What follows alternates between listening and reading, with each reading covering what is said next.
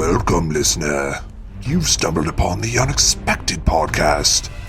Whether you're meant to be here or not, you might want to prepare yourself for a world of stories you won't hear anywhere else. They are, after all, quite unexpected. Fishing! It is one of mankind's oldest methods of sustaining itself. Unfortunately, it is also turned into a sick and shameful way of expressing tall tales. Many fishermen and fisherwomen have told exaggerated stories and bold-faced lies in the efforts of trying to impress their friends, families, and lovers. But what is so relaxing about trying to catch something unknown? For the creature you may pull out from the depths of oblivion is perhaps the one trying to hook you. I bring to you now the diabolically demented tale of Be Careful What You Fish For.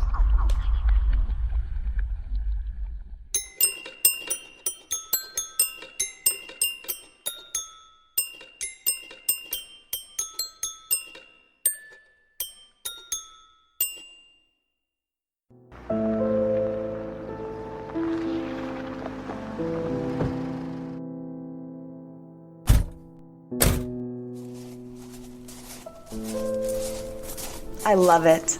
Isn't it beautiful, Leon? Yeah, it sure is, Rhonda. There's just nothing like being out on the lake. So many beautiful trees, the fresh air, the glistening water, birds singing, children laughing as they play. A slight breeze carrying the scents from the nearby meadows, soft, pillowy clouds floating overhead. Oh, I've missed this so much. Yeah, sure is nice out. Is something wrong? Huh? No, I'm fine. You've hardly said 10 words on the entire ride up here. Come on, I know when something is bothering you. You're not exactly subtle about it. I just feel weird being here, that's all. At the cabin? Yeah, Rhonda, I mean, this is your dad's old place. I know you thought it'd be a good idea for us to stay here for the summer after I sold my company, but it doesn't feel right. Why doesn't it feel right? Well, if you can recall, your dad couldn't stand me, and everything here just reminds me of him. I mean, look, it still says Marv's cabin right above the door. Well, it was his place. And Leon, come on. It's not that he couldn't stand you, it's that he just didn't know you like I know you. Behind your soft exterior, you can sometimes be tough. I tried my best. I really did. But he was always so cold to me. Remember when we went fishing once?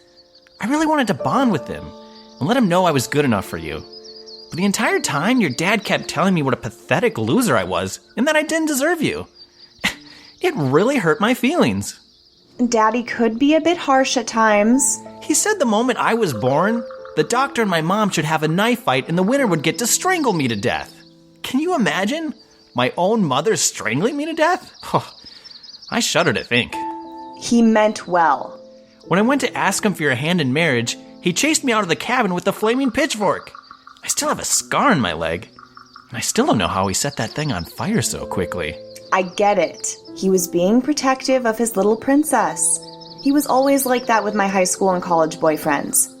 But Leon, Daddy is gone. He was cremated and his ashes were dumped in the lake. You were there, remember? And now he left this place to me, to us. We'll make our own memories here, along with our son. Yeah, I guess so. I can't believe next month we're going to be parents. If I'm being honest with myself, I'm almost as scared of being a father as I was of yours. Oh, stop, Leon. Eventually you have to let all of that go and grow up a bit. You're going to need to, for our family. You can start by carrying all that stuff inside, if you can handle it.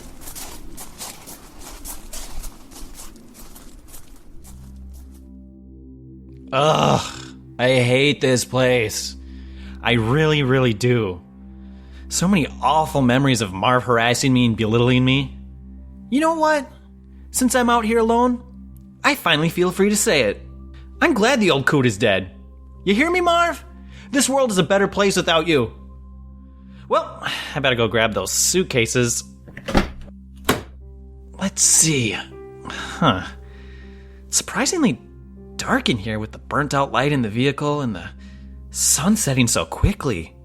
Clouds are moving in. Is that the sound of thunder? Yikes! It's gonna be a stormy night. Some might even describe it as spooky. Well, I'll take one of these cases back here first. I just need to stretch a little further to grab it. I almost got it.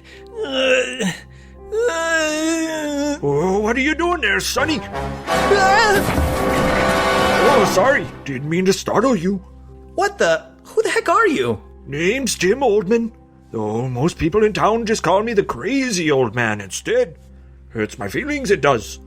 Oh, of course, I did once try and marry a squirrel. Oh, besides that, though, I have a clean record.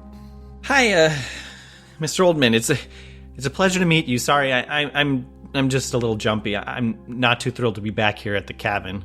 Oh, yes, the lake will do that to you. Always has. Always will. What do you mean? Oh, well, you see, quite a few tragedies have occurred on this lake over the decades.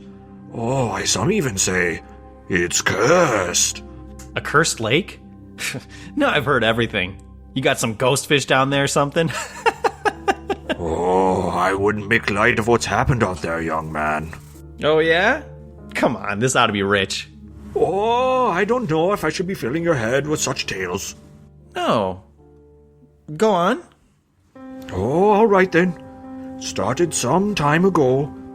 No one is quite sure when exactly, but the first tragedy people recall was one unusually cold morning, back in early June of 1908, when a group of school children were out on the lake.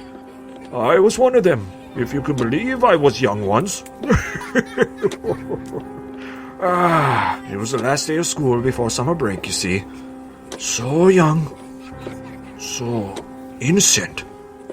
Having the time of our lives we was. And aside from the cold, it was a beautiful day to boot. Everything was going fine until, well, out of nowhere, our boat suddenly crashed into another boat, carrying another group of school children. 47 souls were tragically lost that day. Oh, somehow I was able to swim to shore. Watched every single one of my classmates drown, one by one by one. I was helpless to save them.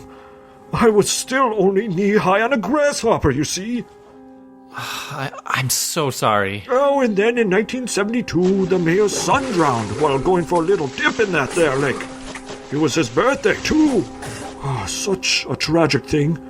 Such a nice young man. Oh, I just so happened to be searching the beach for tin cans that day, and I saw the whole thing. I swam as fast as I could to save him, but I couldn't get to him in time. You may not believe me, but it was like the lake itself pulled him under. Oh, I never forgave myself for failing to save a child yet again. Oh, Mr. Oldman, I am so sorry. Oh, well, then, yes, the mayor. Well, he drowned himself trying to save his son. Oh, I'll never forgive myself for that one either. Oh, wow. Oh, and then the clown they hired for the birthday party. Well, he tried to save the mayor, but, well, he drowned too. Oh, that is so sad. Yes, I felt a little bad about that one. Oh, but then a dog jumped in after, and he tried to save all of them. Luckily, the dog was okay. Oh, well, that's good. Oh, until the dog died the following year of leprosy. Holy moly! Oh, but I don't mean to talk your ear off. I'll let you start your vacation here hey, why, this is old Marv Thompson's cabin. Ain't that right? Yeah, he was my father-in-law. Oh, boy, how about that? Well, that right there is a whole other story. Real shame what happened to him. Wait, you know about that? Can you tell me? Rhonda will never talk about it. Oh, son, I remember it like it was yesterday. Mr. Thompson was out there on that cursed lake late one night, trying to catch old Admiral Earl. Admiral Earl? Local legend. A fish they say is 15 feet long, if you can even call him a fish. Some say he's hundreds of years old, coming from the sea and swimming up Dongaroot Creek, and that he may even have started the lake's curse.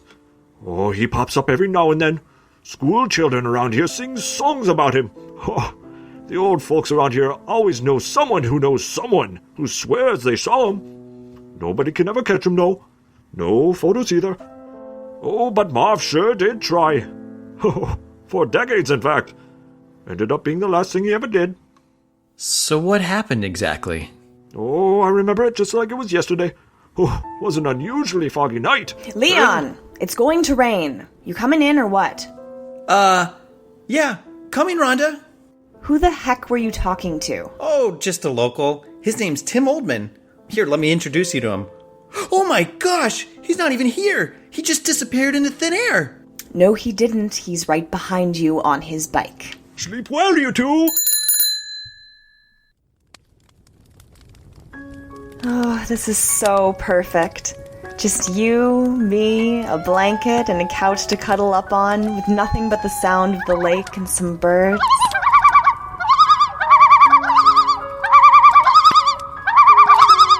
The fire is crackling. We're enjoying these delicious warm drinks. You with a cocktail, me and my hot chocolate.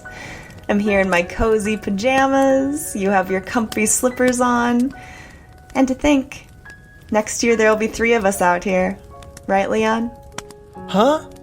Oh, yeah. Yes, of course. You, me, and Little Marv, our baby. What is going on with you?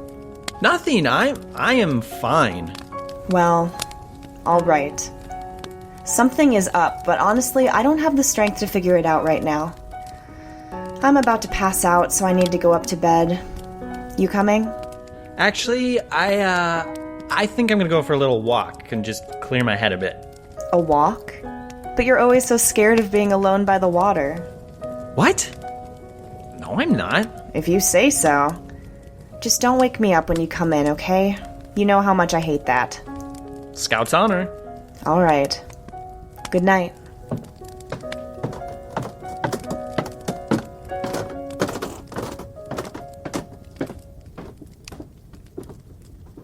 Now that Rhonda's going to bed, I'm going to do what I should have done a long time ago to prove I'm a real man. I'm going to catch Admiral Earl. Then she'll have to respect me. I better go check out her dad's study. He must have something in there I can use.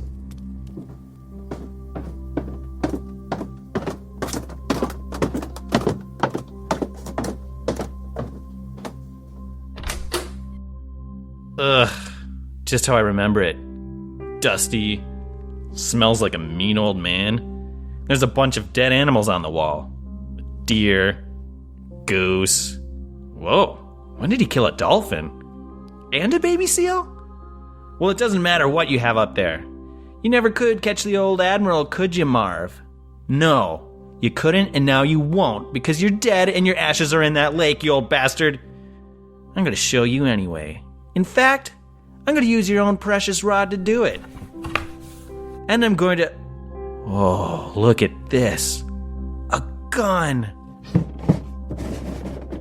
And some bullets. You just left these behind. Well, if that fish really is 15 feet long, I might need some protection. Thanks, Dad. Man, so cold out here on the lake. But I like it. Makes me feel like a real man. And I'm gonna catch that fish, yank it out of the water, shoot it in the brain, and prove to Rhonda and Marv that I'm good enough for her. I'll be the local hero of this town. They'll probably throw a parade and name a pie after me. I hope it's Huckleberry. Now I'll just wait here and catch that thing. Wait, I think I got something already. Oh man, it's big. This has got to be it. The Admiral, it's him. Come on. Must catch him. Just need to keep... I got you, Earl. I got you, you son of a fish. Or is it I that have you, Leon? Oh, Leon, do you really think that you could catch me with a tiny rod and a wimpy gun? You fool! I am your god. Your mortal human instruments have no effect on me. You're just a giant fish. There's gotta be some way to stop you. If you really want to catch me, you'll need a special kind of bait. What's that? I crave human flesh. It keeps me alive. That's why I'm immortal. So many innocents have perished at my hands. I mean fins. And now, I will feast on your flesh. No, Earl, don't. Earl, don't eat me. No!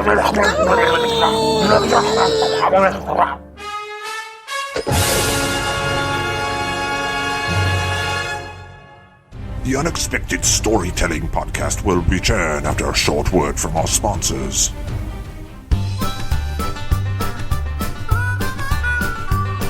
On the next episode of Fishing Up a Bite, Joe and Mikey Earl are out on the lake on the hunt for some crappies. Ain't nothing biting today. How about you, Mikey Earl? No, me neither. Then we head to Cousin Curtis's cabin to learn about his new fish fry recipe. Cooking up some fish, gonna put it in my tummy. Mama Curtis says her baby fish fry is so yummy. Hey, what are you doing in my house? Get on out of here. Go on, get. And finally, we meet up with world-renowned fisherman Harmon E. Fishygot to talk about his Hall of Fame career. I once killed a fish with my bare hands. Made a widow out of his old lady.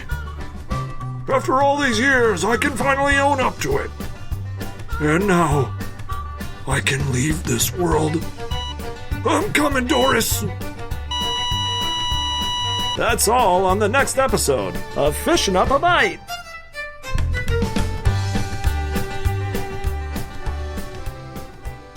We now return you to your tale here on the Unexpected Podcast. Leon, wake up. Don't eat me, Earl. Well, Rhonda? Why are you sleeping in my dad's study? And what the hell were you dreaming about? I dreamt I was out on the lake trying to catch Earl Hindman. Wilson from Home Improvement. I was trying to catch his autograph. That's a really dumb dream. Come on, get up. I'm hungry. Let's go to the diner. Can I get some flapjacks? I don't care what you get.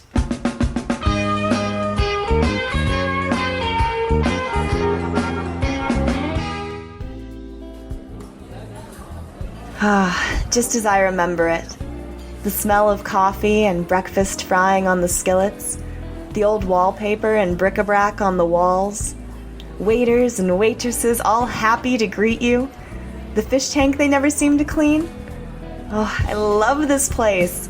Daddy took us here all the time during the summers. Wow, what a great guy. I'm going to pretend you mean that sincerely. Now come on, let's sit in the usual spot.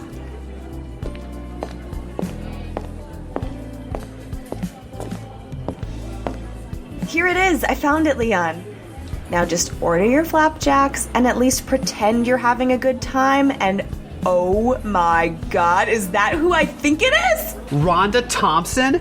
Is that you? Larry? Oh my gosh, I can't believe it! Wow, you look great. You're even prettier than I remember. Oh, stop, I am not. And hey, who is this? You're Rod, right? That kid from our grade who got shingles real bad? No, Larry, no, this is my husband, Leon. Oh, right, I remember hearing about you. Sorry, you just look a little different than I expected. I do? How so? Nah, not sure. Maybe less facial hair, a little shorter or something. You're kind of pale, balding too, with a little weight around the middle. Anyway, Rhonda, I can't believe you came to town and you didn't tell me.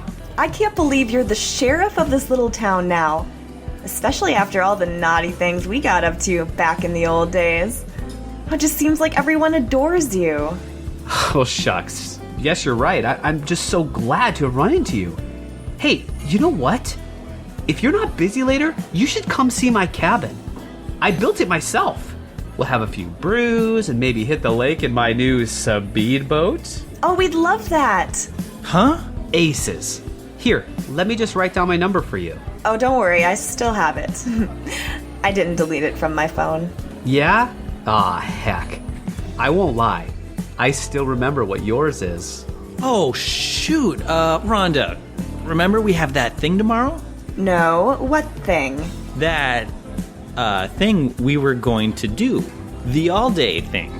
What are you talking about? There's no thing. Well, if there ain't no thing, then I expect to see you two on my boat. It's gonna be real fun. I gotta go finish my Salisbury steak, but I'll see you two later. We can't wait. What a great guy. Ooh, a new boat. How interesting. Maybe he'll show us his dinghy, too. Oh, stop. Larry's just an old friend. One that you had sexual relations with for 5 years. Why is it always like this with you? He's just a friend who I happened to sleep with a few times. And yes, I innocently called you his name once or twice on accident, but you and I are married. Remember? I just want some flappies and not think about him anymore. Fine. Then order your flappies. Here comes the waiter right now. I don't remember this waiter. He looks drunk. Leon, it's you. I've been looking all over for you. Crazy old man. I mean, Tim, what the heck are you doing here? I know what you aim to do. I came to warn you. About what? Listen closely. Very closely. You're doomed if you don't. What the hell is going on here? You must be careful. What you fish for. Oh my god! I think he's dead. You're right. He is. What did he say to you? Be careful what you fish for.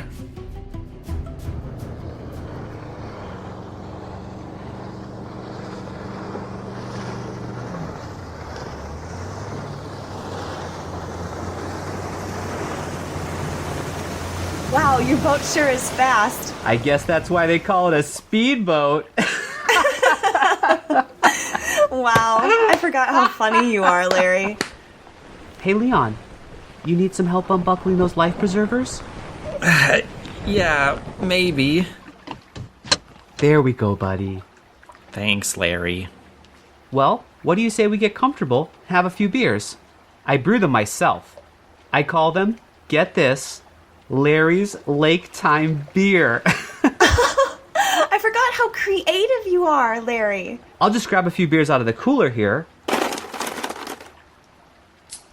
Now, I know you can't have one, Rhonda, as you're with child. So here's some alcohol-free sparkling wine I also made. Oh, wow. A toast to friends. To friends. To friends. This is delicious. I don't think I've ever put anything this good in my mouth. What? Boy, having the three of us here together, it's just really special, isn't it? If you really want to touch me, you'll need a special kind of bait. Special kind of bait. Special kind of bait. Special. Real special. Real special. That's it! I can't stand it. Huh? What can't you stand? That's it. I can't stand being out here looking at this beautiful lake and not be out there fishing. What are you talking about? You hated fishing the one time you went with my dad. No, Rhonda. I mean, to be frank, I had a life before you. I used to fish all the time as a kid, and now I'd like to fish again. My way. I'm thinking late tonight. What do you say, Larry? Leon, you're finally speaking my language. You and me out on the lake tonight, just the guys. It sure will be special. Yeah. Real special. Real special. Why do you keep saying that? Real special. I'll see you out there, friend.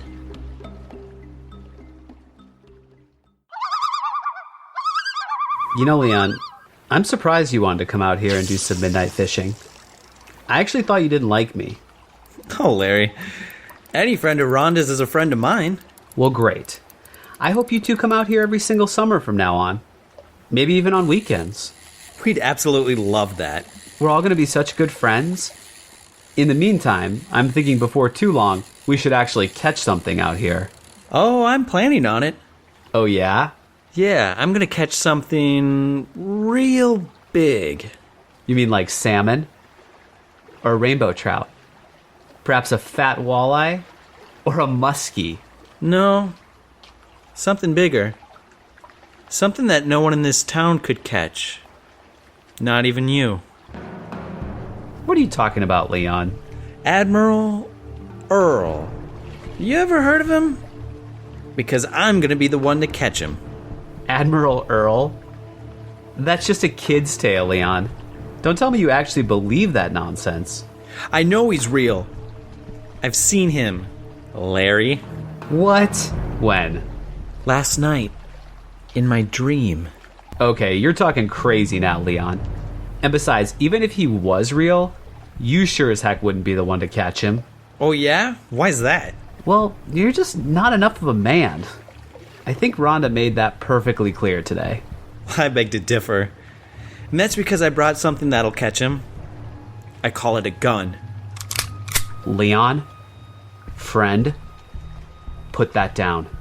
You don't even know how to use one of those things. Sorry, Larry. You're just in the wrong place at the wrong time in the wrong boat. You see, I need some special bait to catch him. And that's where you're going to come in, because the old Admiral has a taste for flesh, you see. Have you gone bananas? That's it.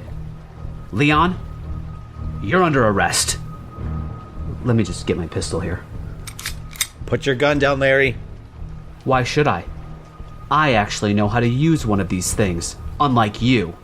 I'm warning you. No, I'm warning you. You and your filthy paws that have been all over my wife. That was years ago, Leon. I've seen the way you look at her. You eye her up as if she was one of your Salisbury steaks. But she's not yours anymore. She's mine, and she always will be. And you know why? Because I'm a man. I am a real man, and you are a dead man. Leon, don't.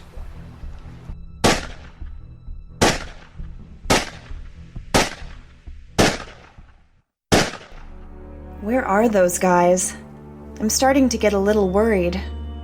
Out there all alone on the lake. So misty and cold. On such a quiet night where you can hear the crickets and loons as if they were right beside you. And it's dark, too. Dark as ink. Or a black hole, maybe. Well, I guess I'll make a sandwich to make these pregnancy cravings go away. Did we forget to buy mustard?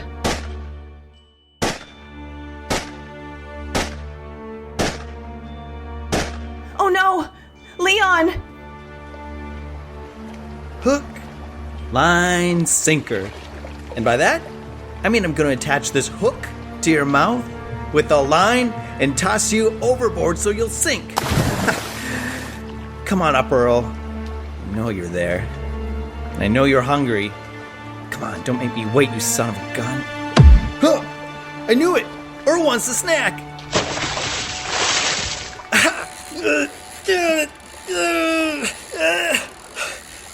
Aha! I got you. And now I'm gonna shoot you with... Wait. Marv?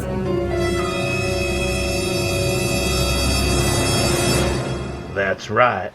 It's me, Marv, your father-in-law. You didn't really believe in a 15-foot fish that's hundreds of years old, did you? You really must be as stupid as Rhonda says.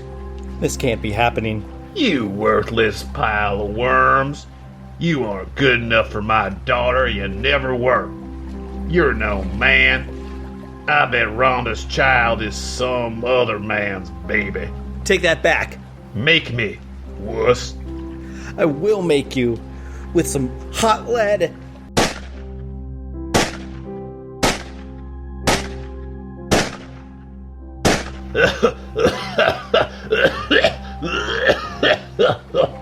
You just tried to shoot a corpse. You somehow keep getting dumber and dumber, right up to the moment of your own death. No, Marv, no. Stop, Marv, no, get away from me. Time to go deep dive fishing. You're coming with me. Woo!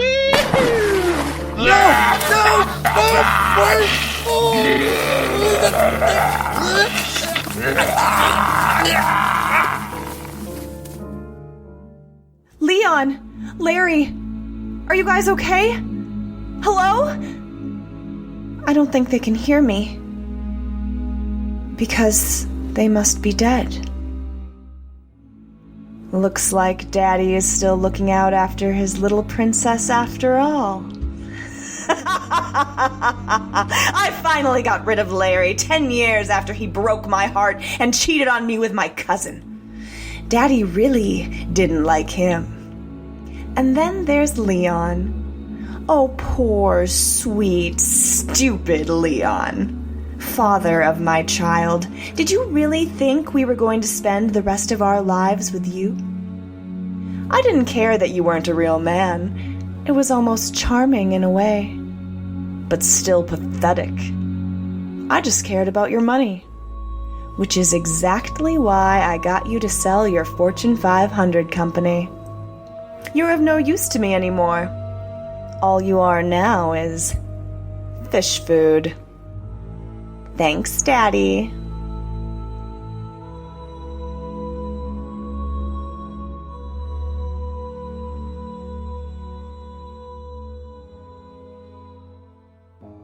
Like the stories you hear on The Unexpected? Consider sharing our show with family and friends, along with any strangers you come across. Provide a little something unexpected to someone else's day. You can find and subscribe to our show on iTunes, Google Play, or anywhere else you stream your podcasts. We're on social media, on Unexpected Show on Twitter, and The Unexpected Podcast on Facebook. You can also find out what we're up to on our website, www.theunexpectedpodcast.com. Thank you for listening. Now let's get back to our bone-chilling tale. Well, I don't know about you, but I certainly had a sinking feeling that wasn't going to turn out well. Poor Leon, if only he had known what kind of a catch he really had in his wife, he could have thrown her back. And if he'd only listened to that stranger's dire warnings. After all, they say you can give a man a fish and feed him for a day. But if you teach a man to fish, he could be in for the scare of a lifetime.